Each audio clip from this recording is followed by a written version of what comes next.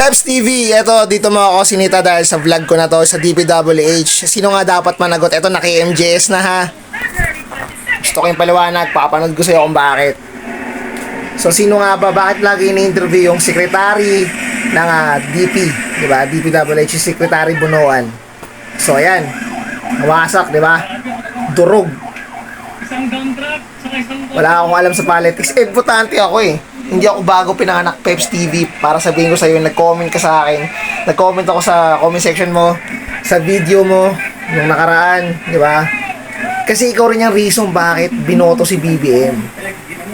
Ikaw yung reason bakit binoto si BBM. Dahil sa mga vlog mo dati, di ba? Ang gaganda ng mga vlog mo eh.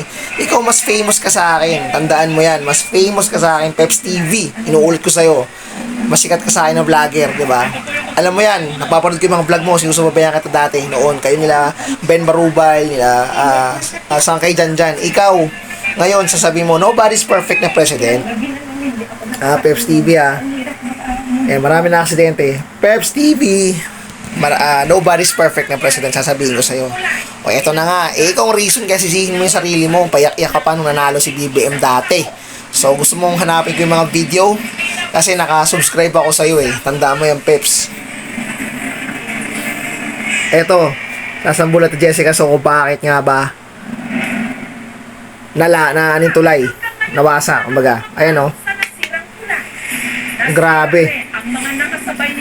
May corruption daw nangyari o tinipid. Ano ba? 1.2 billion guys. 990 meters o halos 1 kilometro ang haba ng Kabagan Santa Maria Bridge. Mahigit isang buwan lawak, no? ito'y buksan. Inastos, umabot ng 1.2 billion pesos. 1.2 billion? My goodness. Struktura na agad-agad nasira. Yun lang. Nasira agad, Peps. No edit na tong sinasabi ko kasi I'm watching KMJS, oh. Para sabihin ko sa'yo, Peps TV, na wala akong gagamiting edit. Di ba? Ayun, oh. So, pinuntahan niya yung mismong pangyayari. Sabi ko si Peps, hindi lang ikaw nakakalam sa politics. Ha? Yung sinagot mo ako, binara mo ako sa comment ko sa'yo. Kasi nga, legit naman. Ikaw rin yung reason bakit nanalo ang isang BBM, di ba? Tapos ngayon, pabaliktad ka. Nobody's perfect na president. Even yung tatay mo, si President Duterte. I mean na to, sabihin ko. Maganda ang ginawa ni Digong, di ba? Kaso lang may mga pagkakamali din siya. Kaya nga nobody's perfect. Sa ba nanggaling yung online sabong? Ito, pag nahanap ko yung video, di ba? Nagsisisi Tatay Digong dati. Bakit di niya napigilan yung online sabong noon, yung kalakasan, di ba? At marami na walang mga sabongeros. Alam mo yan, Peps. Yeah, nagtatanggol yung masyado si tatay. Ang ano lang doon, maliliit na mga drug lord lang yung mga nahuli at mga napatay.